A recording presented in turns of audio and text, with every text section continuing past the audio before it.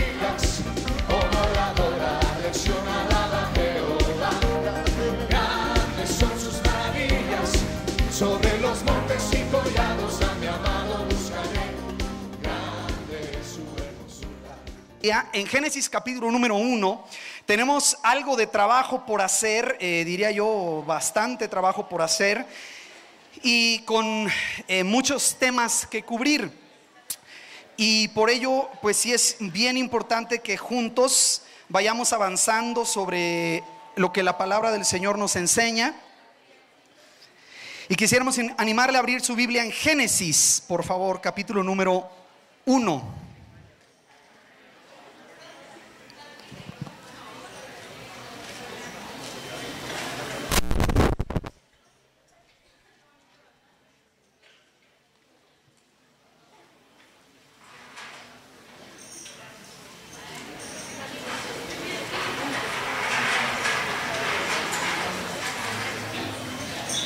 Muy bien, tenemos unos temas bastante importantes, interesantes que cubrir para beneficio, como lo hacemos casi siempre, de las personas que nos están acompañando por primera ocasión. Estamos estudiando de la familia, qué dice la Biblia sobre la familia, y sobre todo lo más importante es cómo tener una familia sólida, cómo tener una familia consistente, maciza, a la que le lleguen problemas, dificultades, crisis económicas, de salud, de todo tipo, y que se mantenga firme. Y estamos sacando de la Biblia esos principios.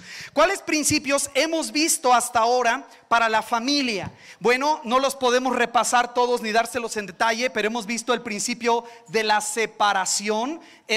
Todos estos se encuentran en Génesis capítulo 2, versículos 24 y 25. Vimos el principio de la permanencia. Le animamos, permanencia, a que busque en Facebook, en la página de Senda de Vida, están grabadas estas pláticas. Y estamos hoy en el último de estos, no el último, sino el cuarto, intimidad. Quiero decir con esto que tomando Génesis 22, 24 y 25, Génesis capítulo 2, versos 24 y 25, podemos aprender qué hacer para que nuestra familia esté sólida, ¿ok? ¿Qué principios tenemos que adaptar? ¿Qué principios tenemos que integrar a nuestra vida para que nuestra familia tenga solidez? Esa es la base esencial de lo que estamos diciendo aquí. Y estamos de esos 4 fundamentos, porque hemos platicado que la familia es como una casa a la que tú le tienes que poner cimientos. Y depende de los cimientos, no depende de la casa, depende de los cimientos, es lo que tu familia aguanta. Y justo la semana pasada platicamos, usted va a ver que esto coincide, y seguro esto es del Señor, con lo que estamos estudiando en la tarde de Jehová nuestra roca. ¿Recuerda esa idea de Jehová nuestra roca, que es nuestro cimiento fuerte? Entonces usted, básicamente, yo puedo tener una familia o formar una familia que tiene un fundamento débil, y cuando vengan los problemas entonces va a caer mi casa. O formar una familia sólida, fundada en la roca que es Cristo, usando estos principios. ¿Cuál es el principio que estamos estudiando ahora? El principio de la intimidad. Y la forma más sencilla de ponerlo es cuando entendemos que el ser humano está formado de espíritu, alma y cuerpo. Recuerda esta idea. Alguien hizo una pregunta, nos mandaron un papelito preguntando la diferencia entre el espíritu y el alma. Y te tengo que dar la respuesta bíblica. En la Biblia no se pelean por hacer una distinción súper fuerte entre el alma y el espíritu. En la Biblia básicamente estas dos cosas se refieren a nuestra parte que no es material, ¿sí? Que no es material, pero sí podemos entender ciertas diferencias. Se las explico muy rápido. El alma es lo que te hace a ti ser tú, es tu ego, tu yo, tu personalidad. Y nosotros somos alma y cuerpo. Somos alma y cuerpo, pero tenemos espíritu, ¿ok? Y la forma más sencilla de explicarlo es cuando la Biblia distingue que de todas las almas que existimos con cuerpo, todos los seres humanos, el espíritu de unos está muerto y el espíritu de otros está vivo. No el alma, porque el alma, pues bueno, una vez que nacemos y Dios nos forma, que nos crea, nuestra alma tiene la cualidad de ser eterna, nunca será destruida, somos eternos. Pero el espíritu, que es lo que nos conecta con Dios, es básicamente esta naturaleza distinta dada por Dios a nosotros, que por estar separados de Él está muerta.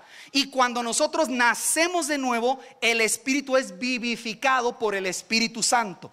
Entonces no es asunto de pelearnos ahí, ¿verdad? O no, es que esto es el alma y esto es el espíritu, porque en la Biblia no se hace una distinción tan clara así de blanco y negro. Pero sí, donde podemos aprender la distinción es que esta naturaleza espiritual es la que define quién eres. Entonces, el mensaje más relevante aquí es este: no importa, vamos a ponerlo así, no importa cómo sea tu alma, qué tan afectada esté por el pecado tu alma, si tú estás muerto espiritualmente, eso define todo lo demás. Tu alma está muerta, separado de Dios, y va a reflejar la carne. Y tu cuerpo, cuando mueras, se va a echar a perder. Y cuando resucites, irás a la muerte eterna, porque estás muerto espiritualmente. Pero si tú estás vivo espiritualmente, ya tienes la vida de Cristo que llega al espíritu. El espíritu se va a reflejar en el alma, y el espíritu y el alma se reflejan en el cuerpo. ¿Qué es intimidad? Ahí cierro la pregunta: ¿cuál es la diferencia entre alma y espíritu? Pero ¿qué es la intimidad? La intimidad en el principio de la familia se refiere especialmente a los esposos, que son la columna vertebral de una familia, humanamente hablando, y que los esposos tenemos que trabajar para construir intimidad en nuestro matrimonio. Recuérdeme, ¿dónde empieza la intimidad en un matrimonio cristiano? En el espíritu, cuando los dos hemos nacido de nuevo y amamos a Cristo, y Él es nuestro Señor, y tenemos vida espiritual. Entonces podemos unirnos y ser más que novios, más que esposos, porque estamos unidos espiritualmente. Luego se tiene que dar una unión en el sentido del alma. Cuando hablamos una unión, una intimidad en el sentido del alma, estamos hablando de las emociones, ¿verdad? Los sentimientos, y aquí entra por supuesto toda nuestra alma, quiénes somos. Y entonces en la práctica, ¿qué quiere decir esto? Que tu mejor amigo, la persona más cercana en tu vida, está diseñado así el matrimonio, debe ser tu esposa o tu esposo. Si tú estás casado y tienes un mejor amigo o una mejor amiga que no es tu esposo o esposa, necesitas trabajar en el principio de la intimidad. Si tú primero le cuentas las cosas a tu mamá antes que a tu esposo, estás debilitando el principio de la intimidad, y también estás violando ¿cuál otro? El principio de la separación, porque una vez que te casas, ¿te acuerdas qué sucede? ¿Eres hijo principalmente? Cuando te casas ya eres esposo. Sigues siendo hijo toda la vida, pero no eres principalmente hijo, eres principalmente esposa o esposo. Ese es el principio de la separación. ¿Ok? Bueno, avanzando en esto, entonces llegamos a la cuestión de la sexualidad, que es donde ya se expresa el alma y el espíritu en el cuerpo. ¿Y por dónde empezamos la semana pasada? En Génesis capítulo número 1, ustedes van a recordar allí el capítulo 1 de Génesis, verso 27, donde empezamos a platicar que la Biblia es categórica. Y no sé qué tanto fuego va a sacar esto. Esta semana no tuve tantas llamadas como yo esperaba, y creo que eso es bueno, pero no sé qué tanto fuego va a sacar. Pero la Biblia es categórica, clara, en que en el diseño de Dios hay solamente dos géneros en el ser humano. ¿Ok? ¿Cuáles son? Por si las dudas, vamos a estar claros. ¿Cuáles son? Masculino y femenino. ¿Ok? Solamente femenino. ¿Ok? O sea, varón y mujer. ¿Dónde dice eso? En Génesis capítulo 1, verso 27. Creó Dios al hombre a su imagen. Ese es el ser humano. El hombre es un término neutro, genérico. Pero en el versículo 27, la segunda parte dice: a imagen de Dios lo creó, varón y hembra lo creó. Entonces tenemos que aclarar y explicar algo que es realmente sencillo, pero lo tenemos que estar diciendo con toda claridad por la cantidad de voces que hay hoy confundiendo esto. Dios creó, vamos a ponerlo así, un solo género humano. ¿Ok? Y los que estudian filosofía, los que están en la universidad, los muchachos que están en prepa, es esencial esto que estamos diciendo. Ya no sé ni dónde rayar, pero vamos a usar ese mismo círculo aquí. Una sola raza humana, un solo género humano. No hay evidencia en la Biblia de que los seres humanos seamos varias razas. Usamos el término y entendemos a qué nos referimos. Aquí tenemos, por ejemplo, de la raza que se llamaría de los indios, que son los nativos, y tenemos lo que llaman algunos razas venidas de Europa en la conquista, ¿verdad? Que es de donde la mayoría de nosotros sacamos nuestra piel clara. Y aquellos de ustedes que tienen su piel bien oscura y sus ojos cafés y su estatura determinada. Y la mayoría de nosotros somos un revoltijo que ni sabemos, ¿verdad? Que somos. Pero la gente habla de esas razas. Básicamente te dirían, bueno, hay chinitos, negritos y güeritos, ¿no? O sea, negros, amarillos y blancos. Y quieren decir con esta idea que hay varias razas. Le explico que en la Biblia no se nos habla de esa diferencia como razas, porque somos una sola raza, un solo género humano. Si tú estás en la universidad y alguien te convence que hay varias razas y luego con esa idea viene la idea de la evolución, entonces la pregunta es, ¿cuál raza es mejor que la otra? ¿Se fija el problema? Y entonces regresaríamos por allá a 1910, 1920 en Europa con Hitler, que decía que la mejor raza pues era la albina, la anglo, ¿verdad? Los arios, esta raza. Y entonces, como la ley natural dice que el más fuerte sobrevive, entonces la raza más fuerte para ellos, que eran los güeros, los arios, tenían que deshacerse de todas las razas inferiores. Entonces dice, ¿a poco? ¿Y eso qué tiene que ver Hitler con la Biblia y con las razas? Tiene que ver mucho, porque si tú aceptas la idea de que somos diferentes razas, entonces esas razas vienen de diferentes ramas que han evolucionado, y la ley de ellos de la evolución dice que el más fuerte sobrevive, ¿cierto? Así que si yo voy en la calle y estoy más fuerte que tú, te puedo quitar lo que yo quiera porque yo necesito sobrevivir. Y si tengo que matarte, te mato. Entonces, entiéndanme, filosóficamente tiene un impacto fuerte en la historia, tiene un impacto fuerte en cómo nos vemos. Entonces, regresando a la Biblia dice: y creó Dios al hombre a su imagen. Pregunto, ¿cuáles hombres, cuáles seres humanos? ¿Chinitos o amarillos, negritos o blancos? ¿Cuáles? Todos, son diferencias que hemos tenido de adaptación. Pero entonces, en este círculo ponemos un solo género humano. Pero, ¿dónde entran las distinciones? ¿Qué dice el versículo 27 ahí en la segunda parte? ¿Qué dice? Varón y hembra los creó. ¿Cuántos géneros humanos hay entonces? Bueno, quizás hice mal la pregunta, discúlpeme, usé la palabra género y por eso los confundí, perdón. ¿Cuántas razas humanas hay?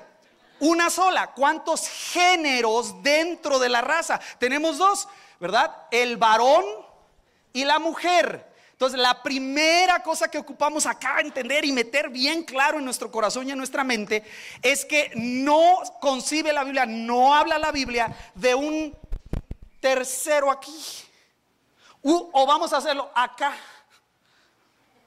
Entonces, para aclarar, digo, estas cosas algunos se pueden ofender de que yo las mencione aquí, pero hermanas, los varones están dentro del género humano. Sí, lo dudaron algunos. Hermanas, hermanos, ¿las mujeres están dentro del género humano? Híjole, los que contestaron que no, denles ahí un pellizcón. Claro que sí, no hay superioridad. Somos seres humanos creados a la imagen y semejanza del Señor. El varón no es superior a la mujer. Aprenderemos que tiene una función diferente.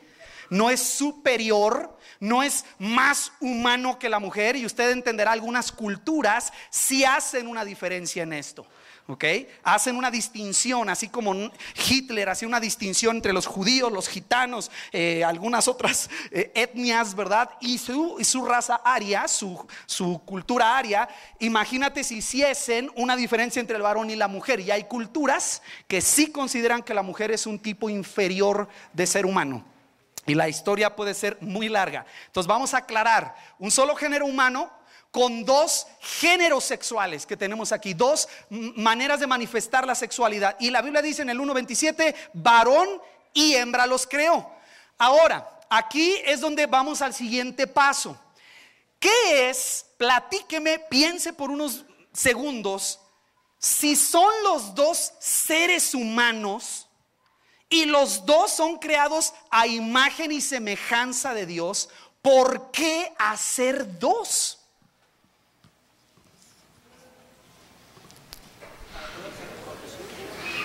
¿Por qué dos? ¿Por qué no solo uno? ¿Te imaginan la creación ahí, el Señor haciendo, crea al hombre, ¿verdad? Y luego forma sus oídos y del polvo de la tierra, ¿se acuerda? Y luego sopla en su nariz aliento de vida. ¿Por qué no se quedó allí? ¿Por qué dos? A ver, varones, imagínense cómo estaríamos. Qué triste, ¿no? Qué triste el mundo sin las mujeres. ¡Qué horrible!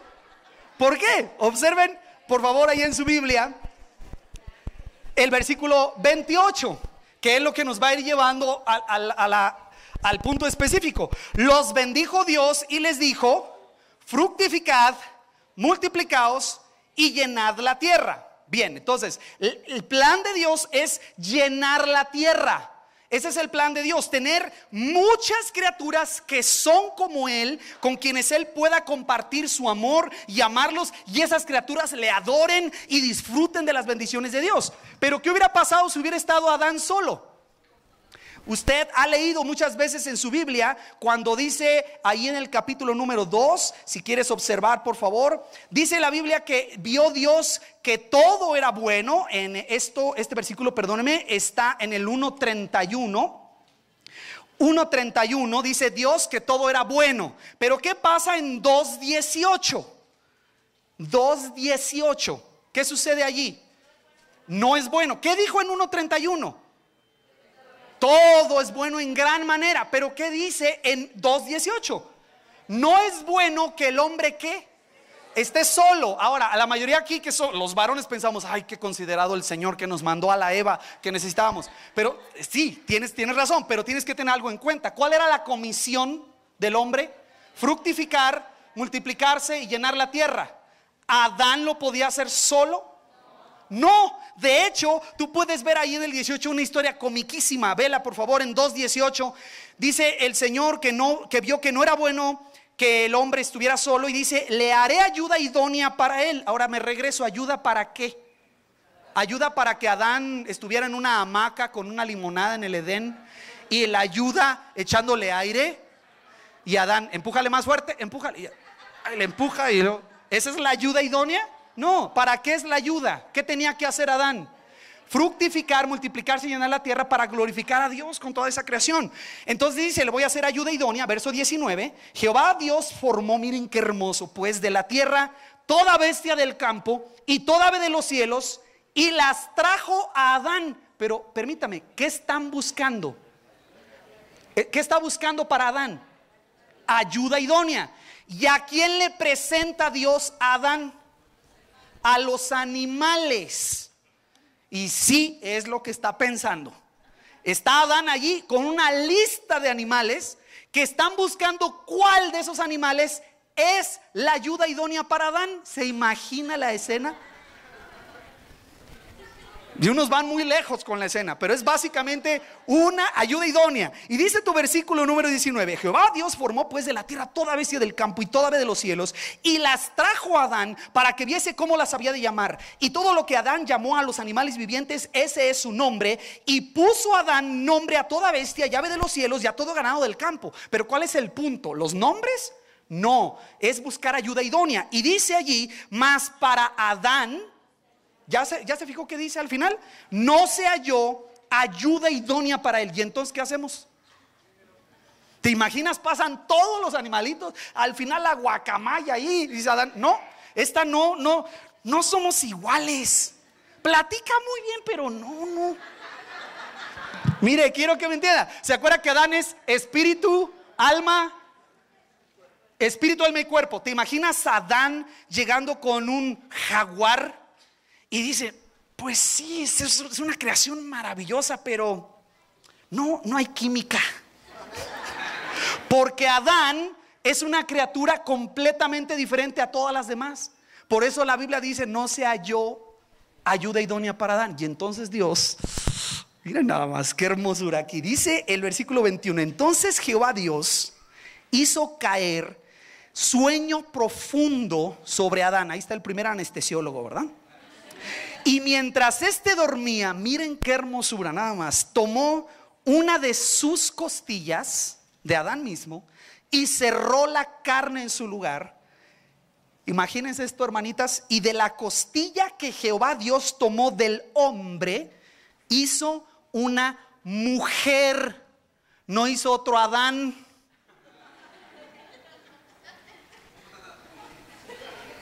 No hizo un Esteban, ni un Juan, ni un Mario, ni un Alejandro. Hizo una mujer. De la costilla hizo una mujer. Ahora voy a hacer una pausa aquí.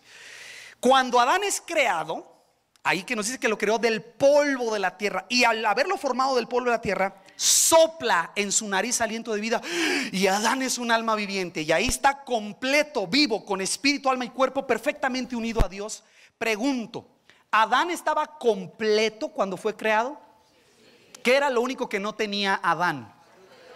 Ayuda idónea. Pero en su cuerpo físico, ¿qué era lo único que no tenía? Tenía cerebro, tenía sus ojos ya perfectos, tenía sus manos. Adán tenía 6 dedos o 5. 5, claro. Adán, posiblemente. Lo único que Adán no tenía era ombligo. ¿Sí? ¿Cierto? ¿Cierto, muchachos? Nada más los muchachos entienden, ustedes no entienden, pero los muchachos están en todo. Bueno, y olvídelo, tenía aparato reproductor masculino. Adán tenía pene, tenía testículos, tenía sus tubos seminíferos. ¿Estaba completo? Muy bien. Cuando entonces, regrésese al pasaje, toman la costilla de su lugar y forman a la mujer. Cuando Dios forma a la mujer, ¿cómo la forma?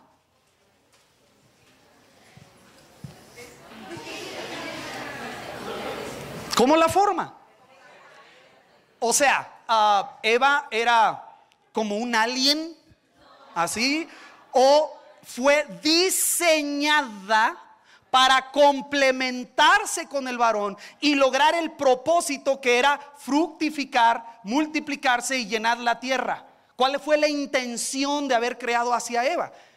Para cumplir ese propósito. Entonces, la sexualidad de la mujer es directamente diseñada por Dios para ser complementaria de la sexualidad del varón, y la sexualidad del varón no tiene sentido sin la sexualidad de la mujer. Así fuimos diseñados. Mediten lo que estamos diciendo 15 segundos. Si algunos de ustedes han luchado alguna vez con problemas de pornografía, problemas de masturbación, problemas de conducta homosexual, entenderán cuando explicamos esto que el diseño de Dios en el ser humano mismo, en nuestra propia formación, está ligado a sus propósitos. Y para esos propósitos Dios nos diseñó como nos diseñó, incluyendo nuestra sexualidad. Por eso, cuando nos preguntan, hermano, ¿y la masturbación es pecado? Pues mira, el diseño de la sexualidad es en una pareja que está casada para toda la vida. Cuando tú sacas la expresión sexual fuera del matrimonio ordenado por Dios, es una torcedura de la sexualidad. ¿Sí? Porque te imaginas, mejor no se lo imagine lo que yo me iba a imaginar, pero vamos a pensar que Adán y Eva, usted ha visto lo que sucede cuando Adán despierta. Dice en el versículo 23, dijo entonces Adán, esto es ahora hueso de mis huesos y carne de mi carne. O sea, él sí dijo, con esta sí tengo química. Los otros que habían pasado no checamos, pero con esta tengo una química. Mi espíritu checa, mi alma checa y nuestra carne checa. Porque ella tiene una vagina, yo tengo un pene. Ella tiene la posibilidad en su cuerpo diseñado por Dios de procrear hijos. Y Adán tiene la semilla que se deposita en Eva, y ella tiene esta maravillosa posibilidad de procrear. Ya platicaremos de eso, un tema extraordinario para las mujeres. Pero lo que quiero que note es que nunca está pensado que Adán se vaya por allá solito y use su sexualidad mientras Eva está acá viendo la creación. O al revés, Eva se va por allá a un matorral y Adán está acá, ¿verdad? Cortando papayas. ¿Me entiende? El diseño de la sexualidad humana está, hermanos, cercanamente, muy íntimamente ligado a glorificar a Dios con lo que nosotros somos y hacemos. Ligado directamente. Entonces observe cuántas cosas, esta verdad tan sencilla, cuántas cosas aclara. Hermano, pero si yo tengo una atracción homosexual, pero no me involucro sexualmente, ¿está bien o está mal? Si yo veo pornografía, que esencialmente es un acto solitario y se objetiviza a las personas que están ahí, o sea, son igual a cosas. No es Juan, María, Pedro, no son personas, son cosas. Se obtiene ahí una gratificación instantánea que no tiene relación y se da una descarga, una distensión sexual sin la relación. Es una perversión del diseño original. Vean cómo esta verdad tan sencilla nos aclara un montón de cosas. Y el pasito siguiente que queremos dar es explicar con todas sus letras que en este contexto la sexualidad creada por Dios, tu sexualidad ligada a tu género, a quién eres tú, con solo dos opciones, varón o mujer, tu sexualidad es buena, es creada por Dios. Él te diseñó cuando nos hizo, nos diseñó así. Algunas personas piensan que Adán no tenía órganos reproductores sexuales cuando estaba en la creación original. No los tenía. Y entonces digo, entonces ¿cómo era? Pues no sé, pastor, pero no tenía. ¿Qué onda? ¿De dónde sacas eso? Y piensan que cuando cayeron en pecado, entonces Dios dijo, ay, pues ahora ¿cómo le hacemos? Bueno, Adán, te voy a dar tu sexualidad, y Eva, te voy a dar tu sexualidad, porque ligan. Y esta idea lucha en nuestra mente por nuestro contexto. Si algunos de ustedes fueron católicos romanos, en el contexto católico romano, por rollos filosóficos históricos muy antiguos, se liga la santidad a la asexualidad. O sea, te dicen en esas ideas que si tú expresas o vives tu sexualidad, no eres santo. Y si eres santo, no puedes vivir y expresar tu sexualidad. De allí viene, ustedes entenderán, que los señores que se ordenan como sacerdotes tienen que ser célibes. ¿Saben de qué hablo? Ok, ¿de dónde viene esa idea? De una idea histórica muy antigua, filosófica, incluso antes de Cristo, desde Platón por ahí atrás, viene la idea de que el cuerpo es malo. El cuerpo no es puro. Y entonces si tú eres cristiano y quieres ser puro, no debes tener nada que ver con asuntos de tu sexualidad. Y entre más la reprimas y entre más la ahogues, más santo puedes ser, dicen ellos. Nada que ver con lo que enseña la Biblia. Algunos de ustedes que tengan posibilidad de viajar, vayan aquí un día, un fin de semana, váyanse a Puebla. Aquí a 1 hora y media, creo que el autobús cuesta, no sé, 180 pesos, no sé. Vayan y busquen un museo a donde están los instrumentos de flagelación y de tortura que se usaban en los conventos por ahí del siglo XVI y XVII, ahí en Puebla. Y usted va a ver la de cosas que hay ahí. No solo cinturones de castidad, sino hay una serie de cosas interesantes. Una banda, han visto en alguna vestimenta lo que se llaman los ligueros, que es una liga que se rodea por la pierna en las bodas. ¿Han visto que avientan eso?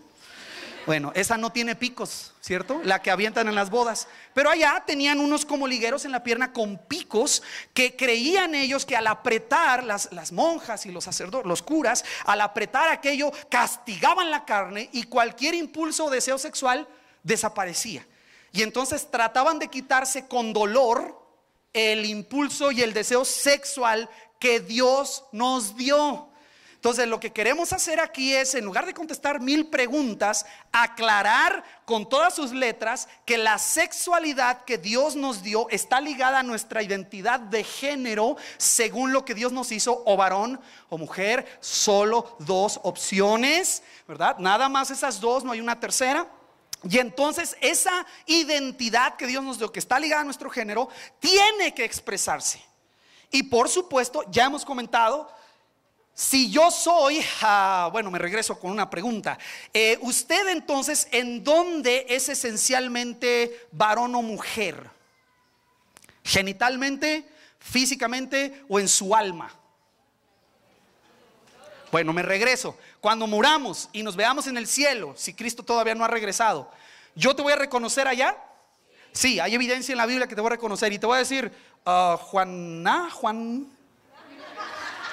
o te voy a reconocer como Alfonso y nos vamos a reconocer, yo soy Alejandro y soy espiritualmente y en mi alma masculino o soy asexual. Entonces nuestra identidad está ligada a nuestra alma, que va de acuerdo con nuestro cuerpo. Ya platicamos que puede haber defectos de nacimiento por el pecado, que es otra área a la que vamos a llegar. Pero lo que quiero explicar pues es que esa sexualidad que está expresada en cada vez que tú ves que hay hombre, mujer, varón, hembra, los hizo, reproducción, vemos claramente que somos parte de una misma naturaleza humana, pero somos diferentes.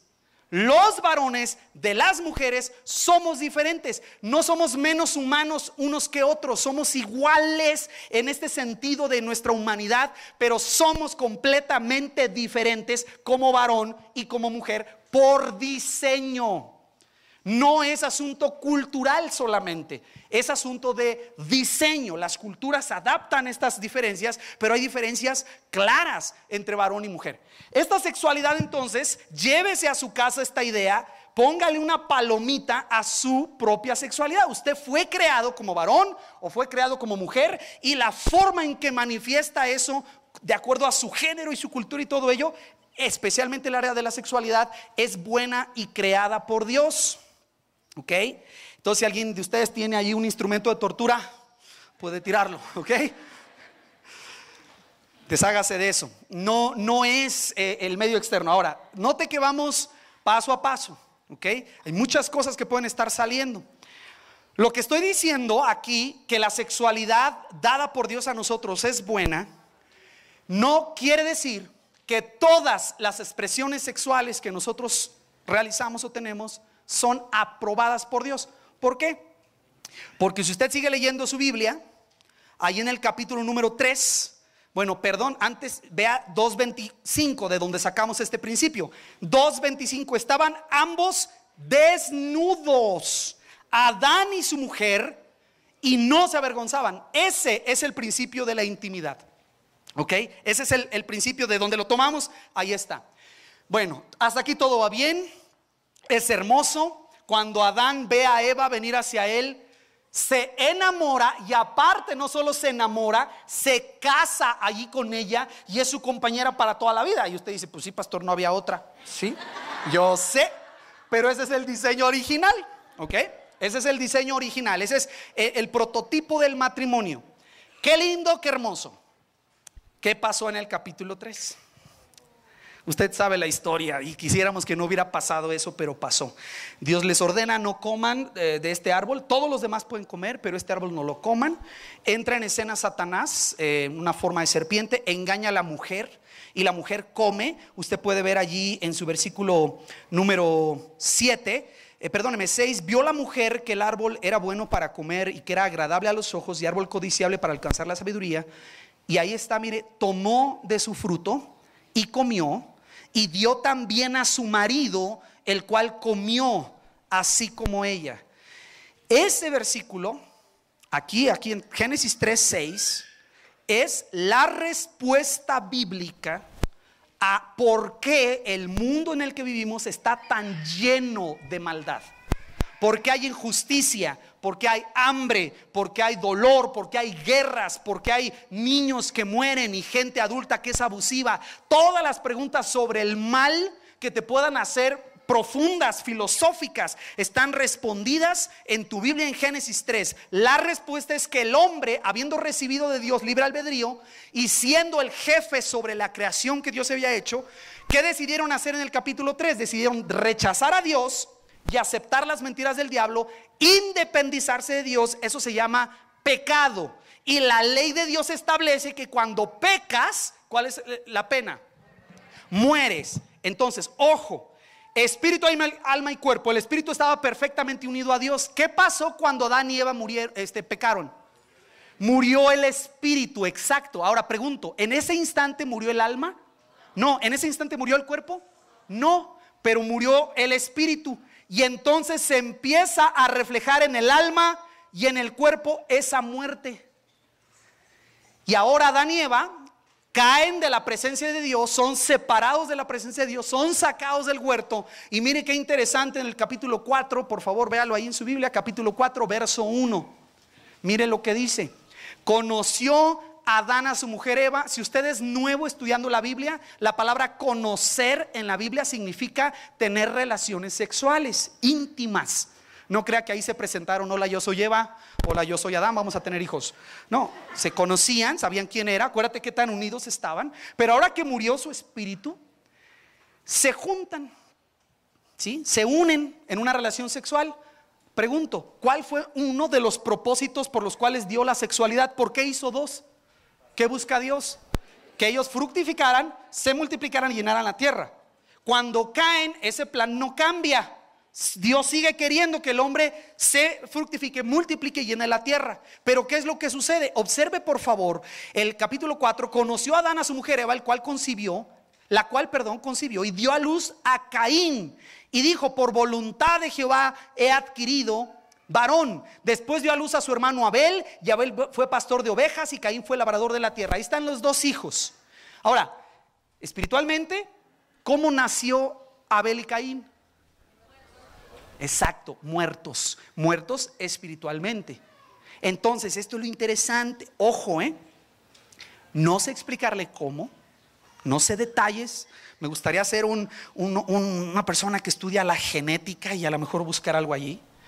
Pero algo pasó en Adán cuando pecaron y murieron. Algo pasó en Adán físicamente, que su semilla, el semen, ¿te acuerdas cómo se dice semilla en griego? Esperma, ¿verdad? Ese esperma de Adán, algo pasa que cuando es depositado en la mujer, produce los hijos, pero los produce muertos espiritualmente. ¿Cuál es la evidencia de eso? Caín era agricultor, Abel era pastor de ovejas, llevan una ofrenda al Señor y Caín se encela de Abel. ¿Y qué hace Caín? Lo mata. ¿De dónde aprendió eso? Para los que dicen, no, eso se aprende culturalmente, ¿había visto Caín algún ejemplo de asesinato antes? ¿De dónde lo sacó? Ya lo trae en su naturaleza. Genéticamente hablando, está propenso a ocultarse de Dios, a abandonar a Dios, a rebelarse a Dios. Y de allí venimos usted y yo. Aunque usted diga, mi hijo es un angelito, no es cierto, ¿ok? No es cierto, ¿sale? Entonces ahí es donde usted está observando esta secuencia del pecado. Lo que queremos explicar, me salto por favor conmigo, ahí vaya por favor a el capítulo 5.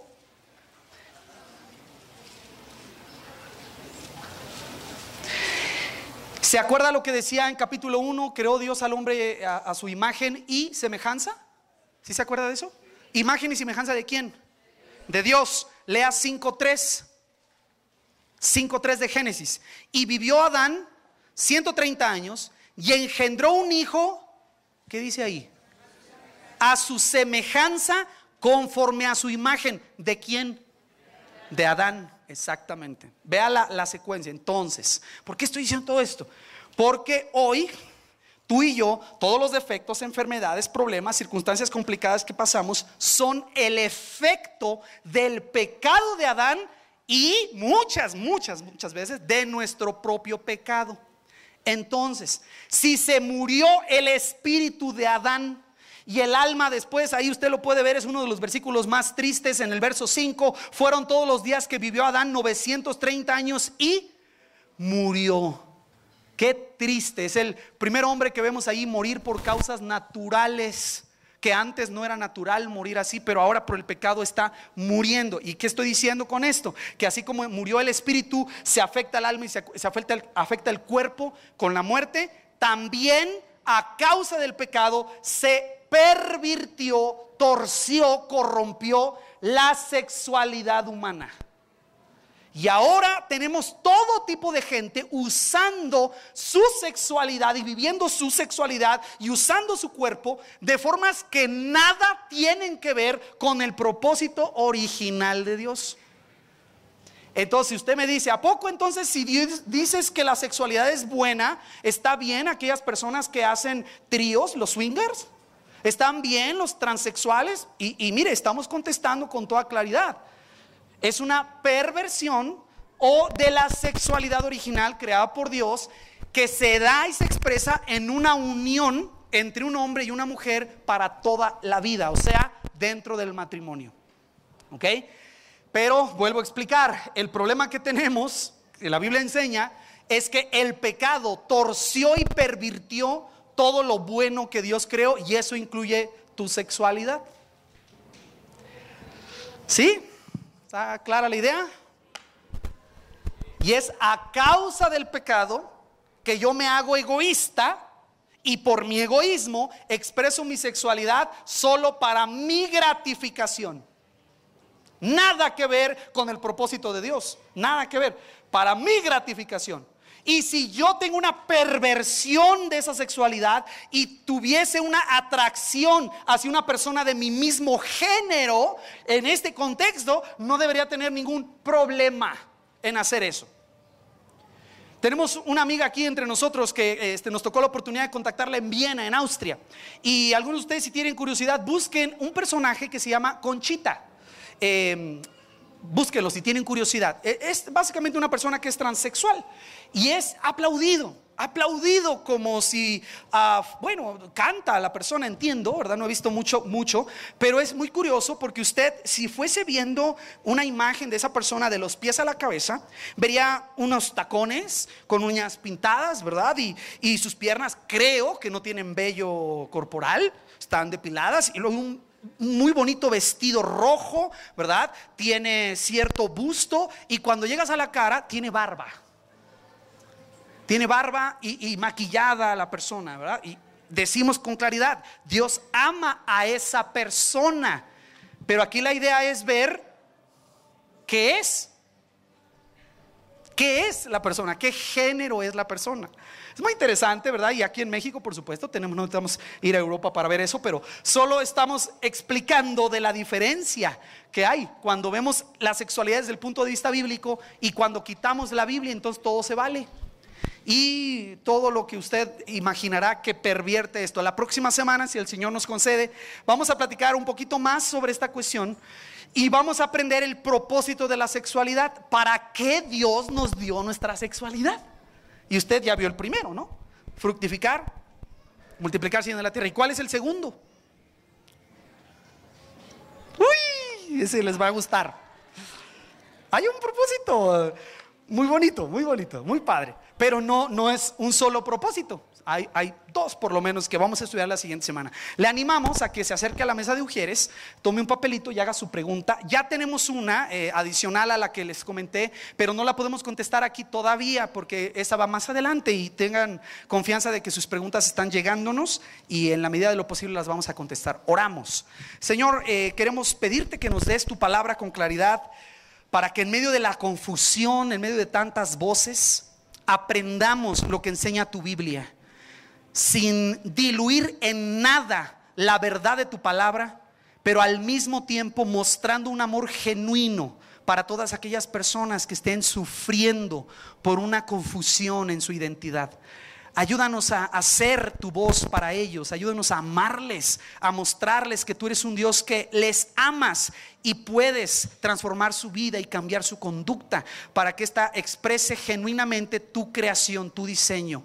Gracias por las hermanas y hermanos que nos permites tener en nuestra iglesia, y queremos orar hoy muy en particular por aquellos de mis hermanos y hermanas que estén luchando con estas cuestiones de identidad o de una expresión de su sexualidad que no va acorde a tu palabra. Ayúdanos a comprender cómo funciona eso y entender que tu Espíritu Santo nos da la capacidad de tener dominio propio, templanza en nuestra vida.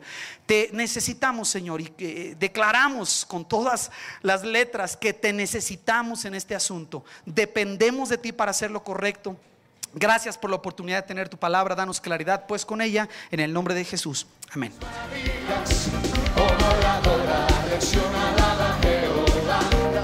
Grandes son sus maravillas sobre